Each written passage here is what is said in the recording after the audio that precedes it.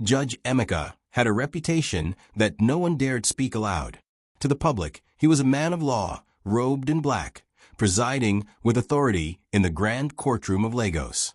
His speeches were stern, precise, and eloquent. People came out of his courtroom convinced of his fairness, or at least that was the image he carefully curated.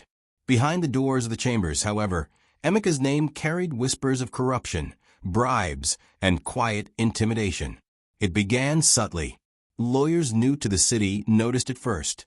A small contribution here, a gift there, and suddenly cases moved faster, verdicts tilted, or evidence disappeared like mist.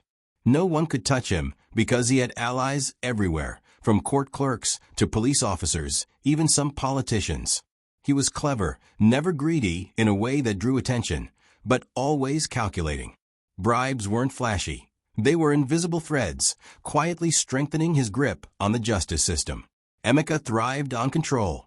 Over time, he collected thousands, maybe millions, all under the guise of expedited procedures or legal facilitation. Wealth poured into his account as easily as rain fills a gutter, and with it came arrogance. The man who once whispered politely in court now sneered behind closed doors. Lawyers who failed to comply found their clients crushed under impossible rulings. Those who paid saw their cases won almost magically. But the universe has a way of balancing itself. Judge Emeka had never considered that someone could play the same game he had perfected, that someone would come into his life and make him his match. It happened with a case that seemed routine. A small businessman, Mr. Tund, was accused of fraud, claims exaggerated, evidence lost, witnesses pressured. For months, Emeka had received subtle hints that a bribe would ensure the businessman's acquittal. He expected a comfortable payment, cash, property, perhaps favors to a close friend. Tund, however, was not ordinary. He studied the law meticulously, knew the players, and had deep pockets, not for bribing, but for exposing corruption. At first, Emeka treated the matter as usual. He smiled, welcomed Tund's lawyer, and waited for the bribe. But Tund never came with cash or gifts. Instead, he started asking questions, subtle but probing. How did the judge's decisions favor certain clients? What made evidence disappear? Who ensured witnesses recanted? Each question was a tiny poke at Emeka's carefully guarded world. Yet he remained confident.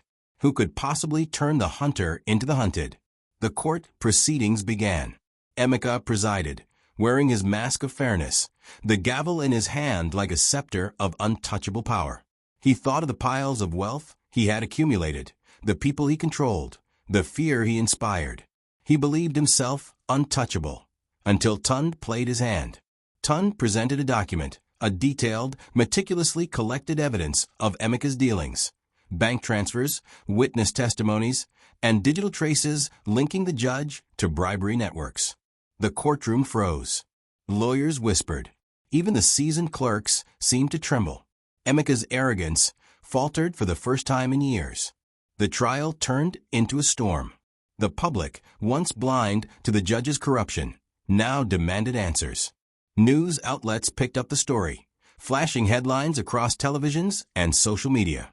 Emeka realized his empire of intimidation, bribery, and influence had a crack, and it was growing by the minute. Friends and allies who once smiled at him now avoided eye contact, fearing the fallout. But Emeka was cunning. He tried to negotiate using old tricks, pleading for discretion, even attempting to manipulate Tund with veiled threats. Nothing worked. Tund's resolve was unshakable, his strategy precise. The man had studied the predator well, knew every weakness, and was ready to dismantle him piece by piece. The court's final day arrived. Cameras recorded every movement, every glance. Emeka sat in his chair, robe neatly adjusted, mask in place, but the cracks in his composure were visible. As the evidence was laid bare, the murmurs became roars. Judges, officials, lawyers, and journalists watched as the man once untouchable was exposed as what he truly was: corrupt, greedy, and arrogant to the point of self-destruction. The verdict was swift, but symbolic. Emeka was removed from the bench, arrested, and charged with bribery, influence peddling, and obstruction of justice. He had underestimated a man who was willing to challenge the very system he had manipulated for years. His wealth, carefully hidden, was seized. His influence evaporated. Behind bars, Emeka had plenty of time to think. The arrogance that once made him untouchable now seemed laughable in retrospect. The man who had played God over the lives of countless people had finally met someone who would not bend, who would not fear, and who could match him in cunning. In the end, Judge Emeka learned the hardest lesson. No matter how untouchable you feel, there is always someone who can play the game better, faster, and smarter. His empire of corruption was shattered, his name disgraced, and his legacy defined not by power, but by the moment he was finally made accountable.